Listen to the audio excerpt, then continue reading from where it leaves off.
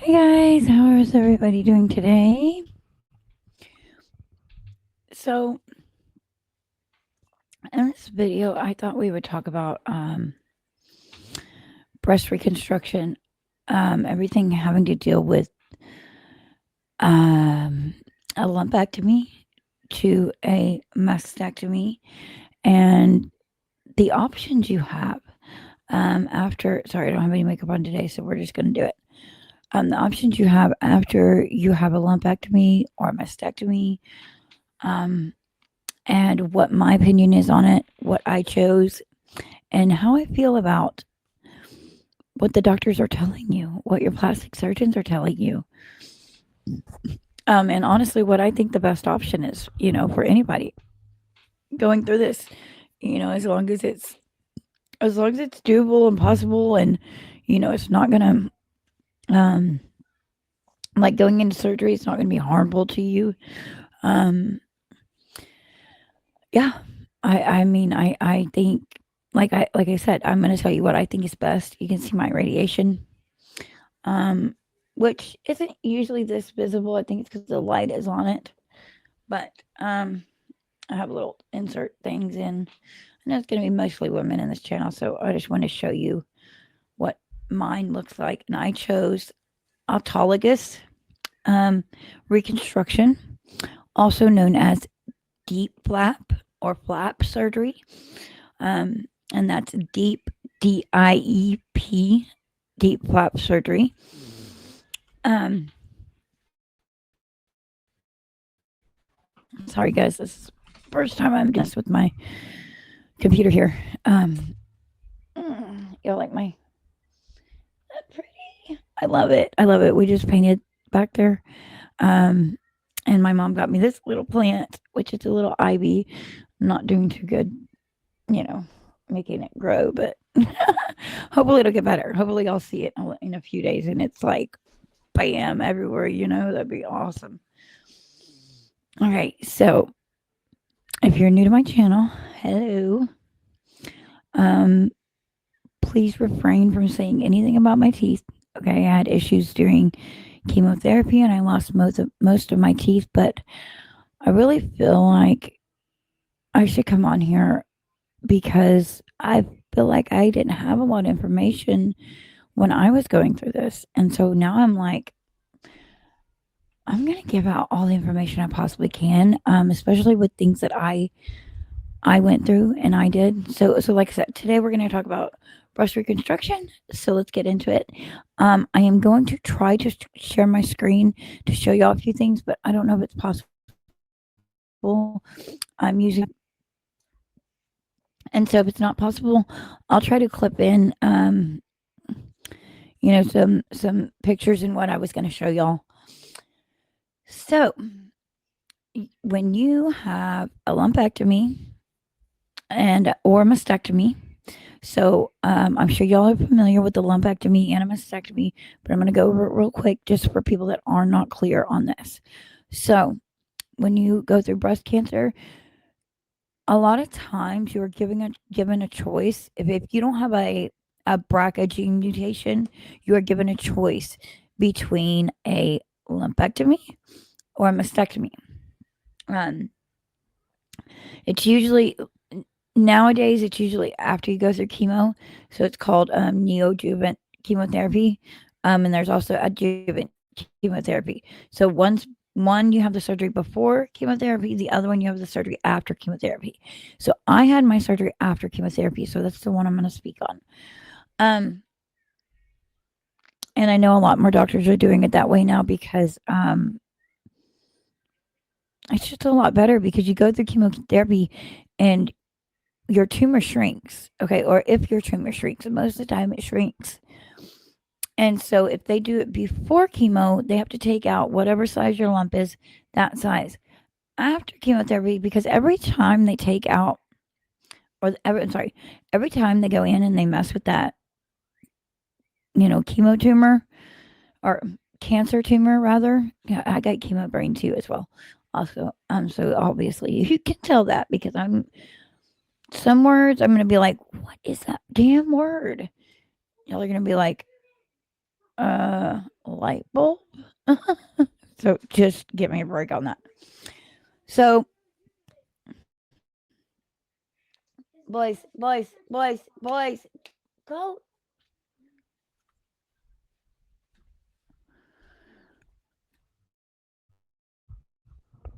The thing. Oh, so they do it. So they would do it before. I guess a few years ago they would do it before, and now they started to realize, hey, we should do it after because, like I said, and you mess, every time you go in and you mess with that tumor, you have a risk of, even though they're very careful with it. You have a risk of spreading anything that they grab and pull out. They have a risk of spreading it around in there. I mean, there's always a risk of that. Even with your biopsy, there's always a risk of that. So, um, they started realizing, let's wait till after chemotherapy. I'm assuming they started realizing this. Let's wait till after chemotherapy, because your tumor is smaller, and so we can make a smaller incision, um, and not just open somebody up just because we think we have to. And so, the reason why I say they're doing it more now is because I've seen it. I've seen it with my own eyes. I've talked to my doctor. Okay. And this is what I've been told. And so when they go in with a lumpectomy to do a lumpectomy, they go in and they take out just the lump. Okay. So it's not a mastectomy. It doesn't take out everything in the breast. Okay. We're going to pretend like this is a breast mound. Okay. So let's say your lump is here, which would be on this side. So they go in and they just grab that lump, but they also get a little margin around that lump as well and clear that area out. So this part of your breast is still good, but now you have like a space, like a gap there. Um, and so for a lot of women, they don't know what to do after that point. And a lot of women don't know what to choose either because they are given the choice of lumpectomy or do you want to have a mastectomy? If you have a mastectomy, then your risk for future cancer drop tremendously. But then also you have more surgeries that are involved with mastectomy, or if you want to go flat, which some women have been told that's better to option because you don't have more surgeries. Which I understand the women that do not want to go through surgeries. I totally get that. I mean, and more props to you if you can go flat. I couldn't do it. Um, it made me feel less than, and that's just me personally, honestly. And like I said, more power to you because I couldn't do it. I mean, you are strong as heck if you go flat, like seriously. Um, and so with mine, okay, I will say with mine, I had a mastectomy, so they took this whole side.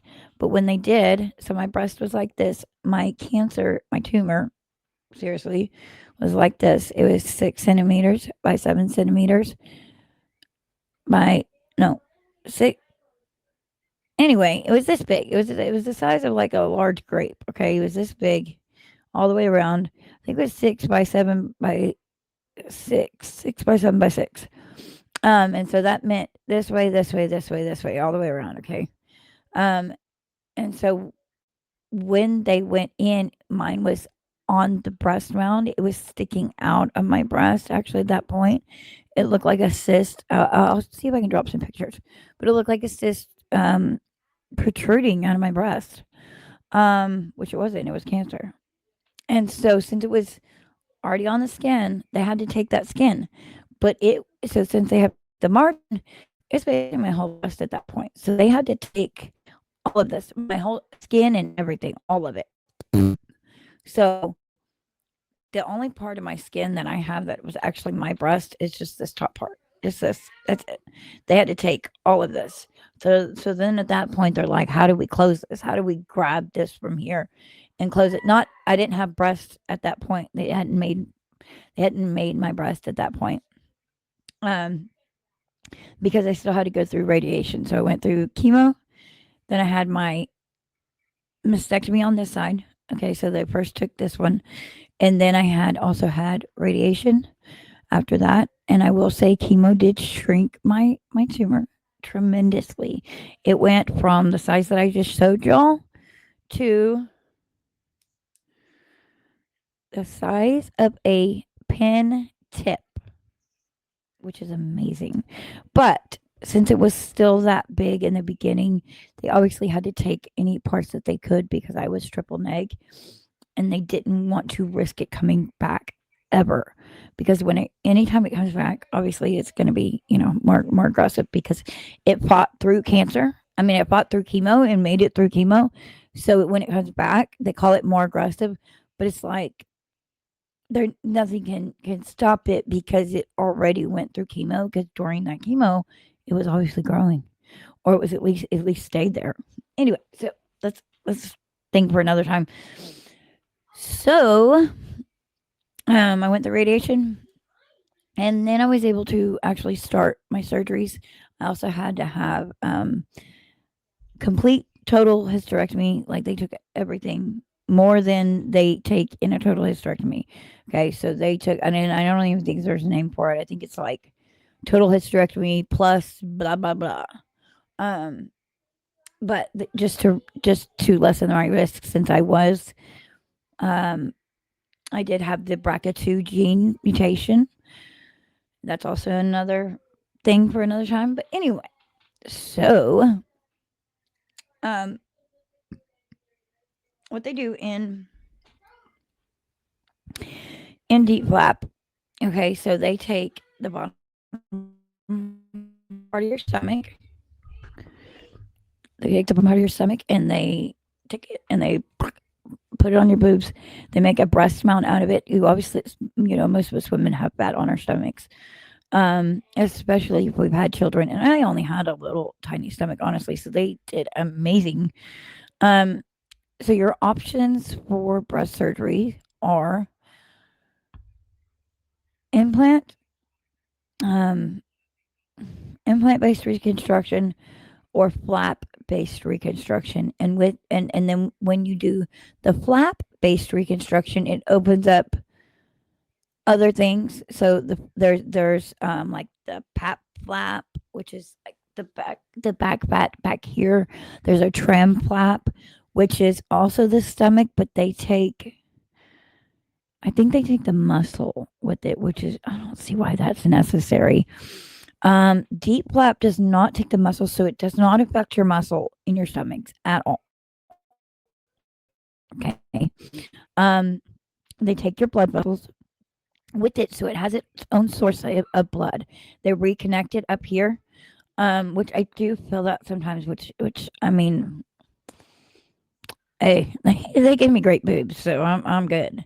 Um, but then your other option after you choose flap is you can also have a hybrid reconstruction. Hang on, huh? What? Your tent? We put it up. You weren't playing with it. I can get it back out. Just chill. I can put it back up. Calm down. Look, there's your it was in the way, girl. Okay, don't cry. Okay, I'll get it. It's right there in that bag. On the chair. It was right there in the bag on the chair. It's in a green bag. Rayson, I'm recording. Just hold on 1 second. I have to pause it. Sorry, guys.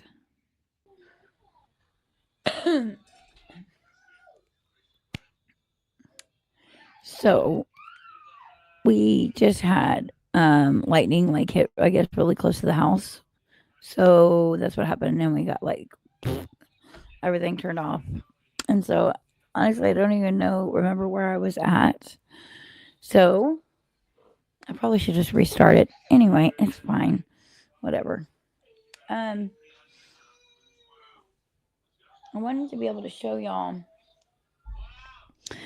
some pictures of the things that I'm talking about. So, babe, can you turn that down just a little bit? Sorry, I don't have a studio and I have 5 children and I have a husband that likes to watch eBay Live, and so it's kind of loud in my house. Anyway, I wanted to be able to show you all pictures, but I don't know if it's going to allow me. So let's see. I'm going to try to pull up. We're going to try to pull it up. Okay. Let's see. I should. Um,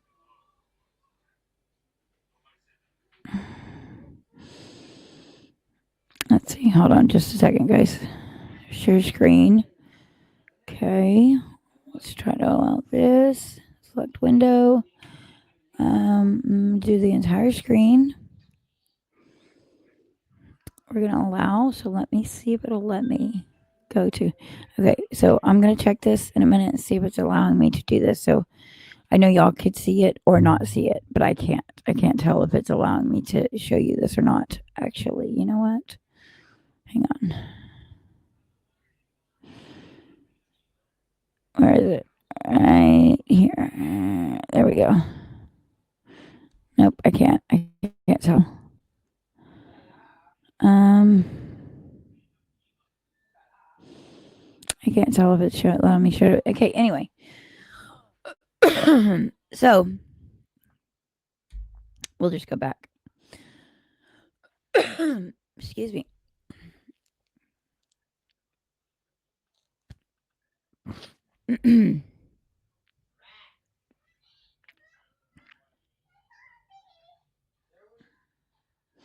I know it shows this page, but like I could technically do it here, but then it would get rid of, my recording and everything I'm doing here. Show scenes panel.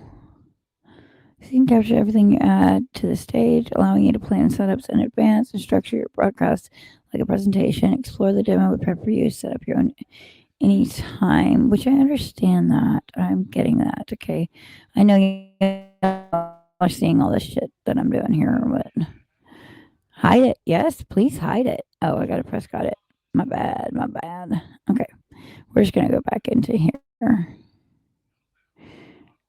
We're just gonna go back into here. Okay, anyway, so when you get a lumpectomy, you basically have kind of around the same options as you would if you got a mastectomy. So a lumpectomy is just them removing the lump and like a little margin around that lump. Okay. And most women don't really want to get reconstruction after that because usually it's a small lump. And I mean, the women that are doing lumpectomies usually don't like to do surgeries. And I just read that, which I didn't know this, there's not much difference between reoccurrence if you choose a lumpectomy versus mastectomy. But it also depends on if you have a genetic gene mutation. Like, for instance, the BRCA2 gene mutation. I think there's a Czech gene mutation, and not like Czech, like Czechoslovakian is like CHZK, I believe. Anyway, and there's a BRCA1, which they obviously increase your chances for getting breast cancer. And I did have me personally, I had the BRCA2 gene mutation. I believe I already said that, but so my doctors recommended that I get a bilateral, which means both, mastectomy to lessen the chances of recurrence, which actually brought my chances down like 30%, which is a lot. Okay. So I was like, yeah, we're totally doing the mastectomy. Honestly, my doctors didn't give me much of a choice. They were like, no, we have to do this. So, your options. So I'm going to go over the options for like any kind of breast reconstruction that you're going to do after breast cancer. Okay. Because with the lumpectomy, you usually have radiation involved. And even with mastectomy, you have radiation involved sometimes. Like mine, I had to give radiation. I had 31 treatments of radiation, which is quite a bit. So, and like I said, that's what you can see here is my, browning from radiation. And it's not as bad as some women. Some women have pretty bad, after radiation. Anyway, I digress because there is a lot of things we're going to talk about on this channel, and everything is going to have to do with cancer and how to manage your household during cancer, how you know how to ask for help during cancer. I mean, a lot of us don't know how to ask for help. We're not used to asking for help. And so I end up going into other topics, which shouldn't be. Y'all are here for the one reason. I'm trying to talk about the one reason. I apologize. So, your options are, and I think I already listed these, but your options are, um, it's only been a split second for y'all since I went and came back, but it's actually been a couple hours for me. So that's why I'm not like, sorry, my light just went off. That's why I'm not remembering, what I was talking about. Let me charge my light. I have this little light on top of my camera or on top of my computer because it helps. Obviously, you can tell now there's just shadow all over my face. Oh, that shouldn't be plugged in. Anyway, so your options are. Oh, I was plugging that in the wrong way. I need a flashlight over here. This is not helpful. What do you want from me? Okay, so I should have just wrote out a little deal. So, you know what? Next time, that's what I'm going to do. I'm just going to write out a little outline so I stay on topic. So, let me do that. I'll be right back. Let me do that real quick. Okay, so there is, and I think I already told you all of this, but there is implant based. Okay, so you'll have an implant put in. And a lot of women don't really care for this one because nobody wants something foreign in their body. And like I said, some women only have either a single mastectomy or just a lumpectomy. And if the lumpectomy is, it takes, a good bit of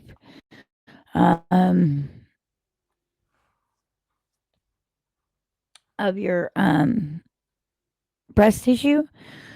If the if the lumpectomy takes a good bit of your breast tissue, then you're not going to want an implant on one side and a real breast on the other.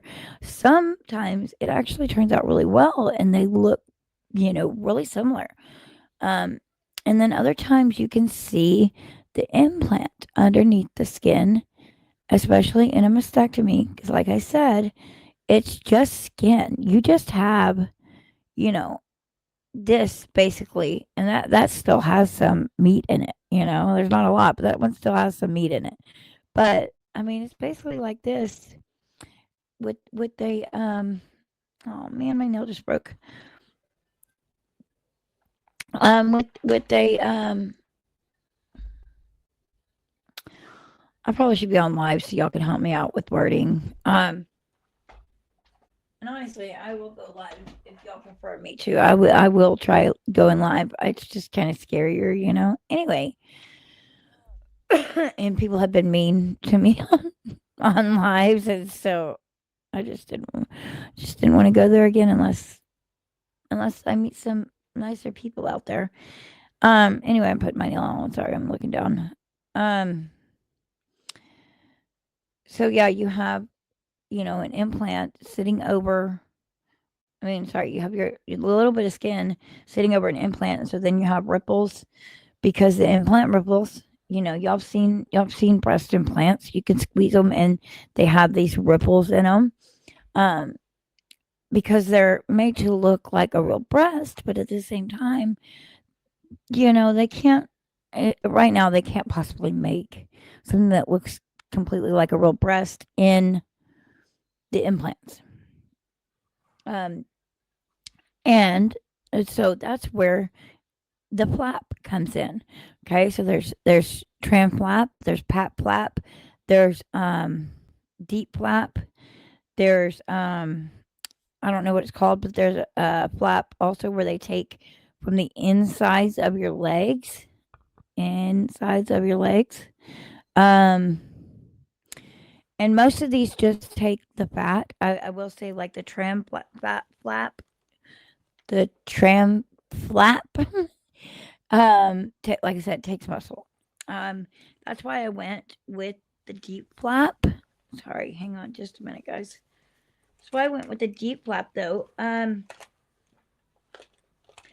I know YouTube won't let me show much on here, but if I could show y'all, where's my stuff?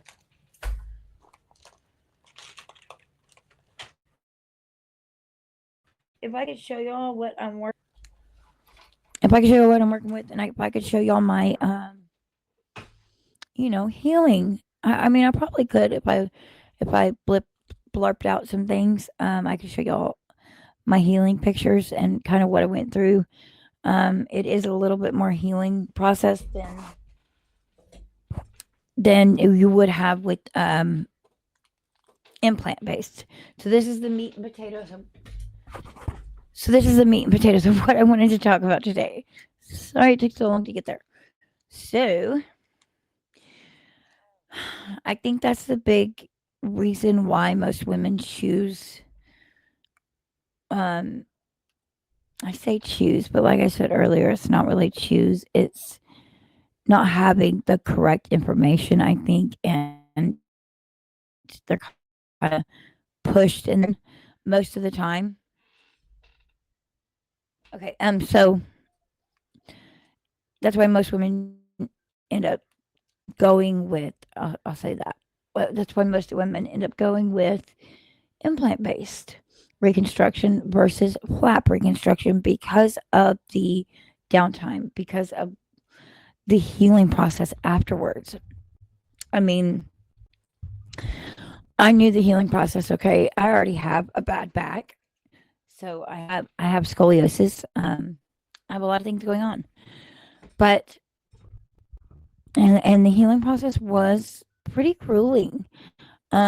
You're hunched over, so let's say you're standing up straight. You're What happened? My gosh, sorry, it just went black for a minute. You're hunched over like this, and not, and it's really from it's like at your stomach because okay, so they t- here from here they take all of this, okay, all of this right here, and I can show you all my scar if it'll let me. Hip to hip, okay, doesn't look so bad. They made me a new belly button, which is okay, it's fine. So they took all that and they brought it and they made breast mounts. Breast mounts on both breasts. Okay, these are um, things that help cover up because I have one. How do I say this?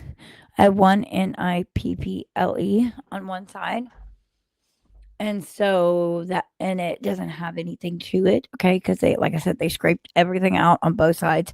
This side they had to take half, not really half. They had to take like 3/4 of my skin and everything. Okay, down to the like I guess down to the rib. Like it's pretty gruesome, I'm sure, in the surgery room.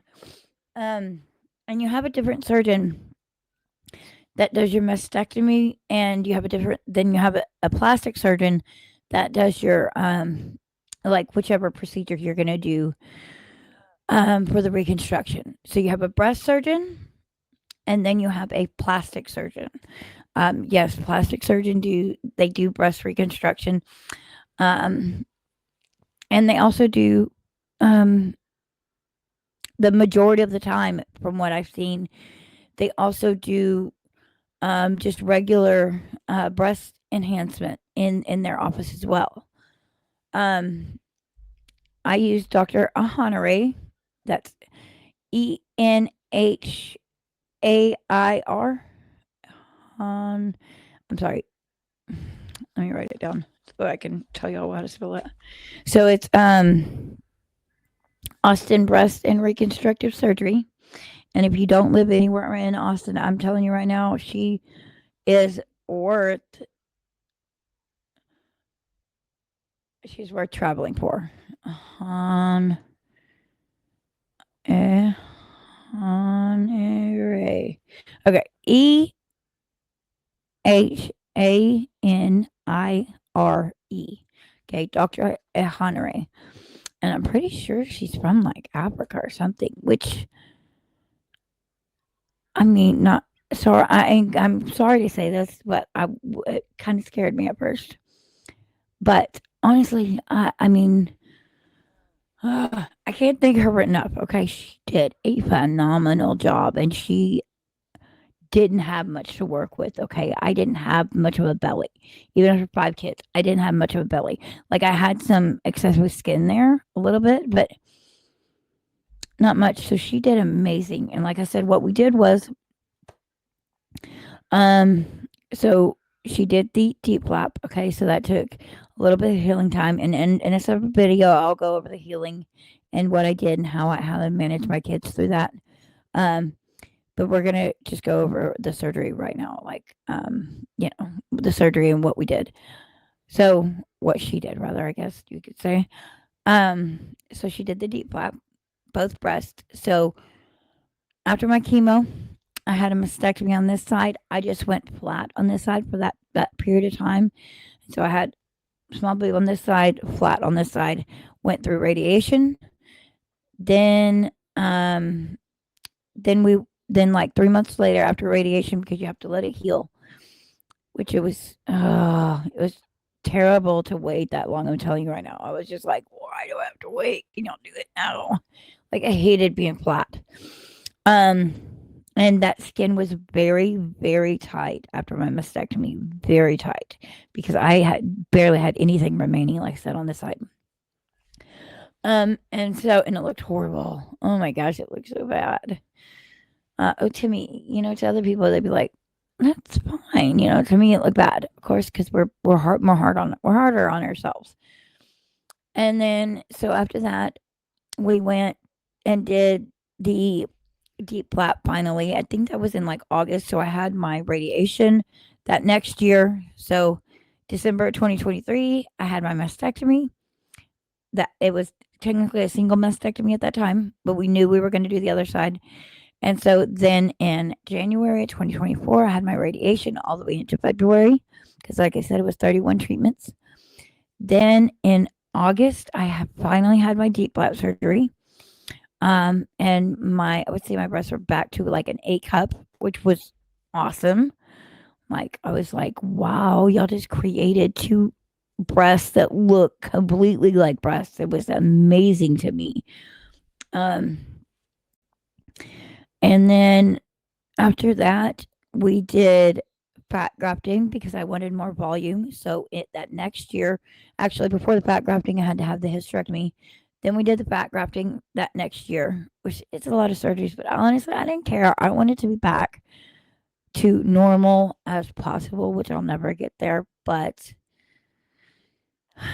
I choose to see the brighter side of things. So I'm there for myself. You know what I mean? Anyway, so then we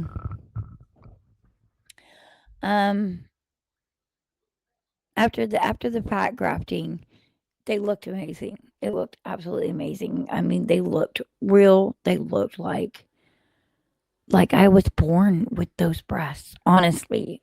Um, then am I gonna get in trouble on YouTube for saying bees? Maybe I should just say bees instead of. So I'll just say bees for now. Or from now on. So then after that, after a couple months, the fat grafting kind of went away. It just kind of absorbed back into your body, which is something that happened. A second fat graft, if that's something you want to try. But I didn't have much fat that I wanted to suck out and give away. It's kind of like liposuction, but it's a little bit different because they graft the fat and they clean it and then they put it back in you. And a lot of times the fat doesn't really like where it's being put at, and so it reabsorbs into your body. And the second time I've heard usually, sorry, the second time that I've heard it usually, sticks a little bit better, but I don't know because I didn't do a second one. I was okay with doing implants. And so a few months later, I broke my wrist. Looked horrible. Broke my wrist. Um, I fell on it. It was like an S curve. It was like, ugh. And so they had to do surgery on it, put some pins in it. And I'm like, great, but like, why not before my last surgery? Let me break something else and have another surgery. Um, so then finally, I got my implants a few months later. I had to wait 6 months after my fat grafting to see if it stuck, and that was hard for me. Like I said, I just wanted to be back after going through cancer and all that. I just wanted to kind of be back to my okay normal. I will say my okay, and I'm finally there. I have side effects from medications all the time. I have side effects from chemo, but I'm okay. I'm okay. I'm here. I'm alive, so I'm good. But so in the operating room is when she chose the size that she was going to do behind my deep flap. We knew we weren't going to go giant. I just told her I wanted like a C cup. I said, if possible, if you could get me to a C cup. So from like a 36A to a C cup. She said she tried out different sizes. The only size that actually would fit behind the skin because the skin is so tight for radiation, and it's actually not anymore. It actually moves a lot better. I don't know if you can see that. It actually moves a lot better now. Um, it was tight right after surgery, though. I will tell you that, but it isn't anymore. So I don't have that, and this one's amazing. Like they both are really.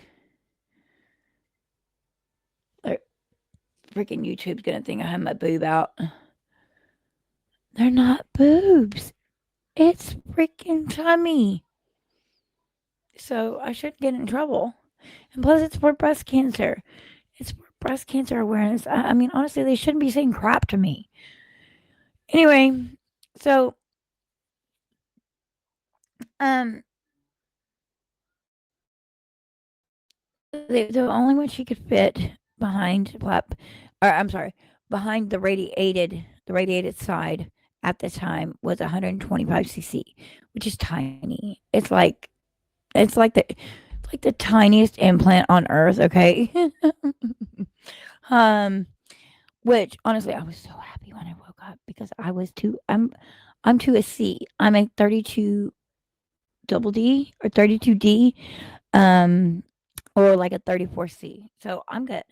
I'm good. I wouldn't mind, going like 125 cc up a little bit because this side is a little bit smaller than this side. And it's had some time to rest now. But I'm completely happy, and I want to tell anybody that's thinking about a surgery like this, just get all the information you can. I went and looked at so many pictures of women that were, my same size, that had kind of my same body shape. Um, they said take pictures into your surgeon. My surgeon never asked for pictures. So I always had pictures readily available. So I would say speak up for yourself. I actually had one. I had a plastic surgeon before I went to the surgeon. I actually started using. Um, so don't be afraid to get that second opinion if something's just not matching up with you. Like I had that first surgeon for about 4 months. Okay, I really thought I was going to use her, and it just every single time I talked to her, her nurse, it was really her nurse. I really never, I saw her for a consultation. She was in the room for like 2 minutes. Her nurse was the one that was there talking to me, and I was just like, I didn't like it. It felt icky to me. I was just like, why is she acting like I don't matter? Like she was just like in and out. She didn't really answer many questions.